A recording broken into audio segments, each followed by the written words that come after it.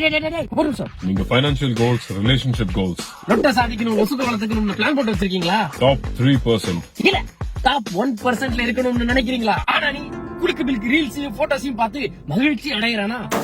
I'm very sorry to say. உங்க life goals ஒண்ணா உங்களுக்கு டாடா பேபி காமிச்சிட்டு போய்கிட்டே இருக்கு. ஏனென்றால் மகிழ்ச்சி அடையும் போது உங்க எனர்ஜியும் வத்திக்கிட்டே போகுது. எஃபர்ட்டை எடுக்காம கிடைக்கிற பிளஷர் உங்களை எஃபர்ட் போட விடாம தடுக்கும். greater the goals.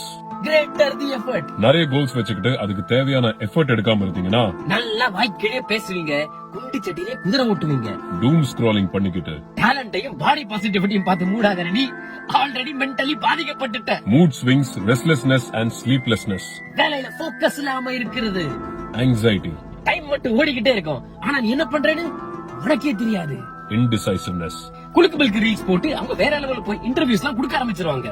Brand ambassadors ஆயிடுவாங்க, படம்லாம் நடிக்க ஆரம்பிச்சிருவாங்க. ஆனா ஆடியன்ஸா இருக்கிற உங்க வாழ்க்கை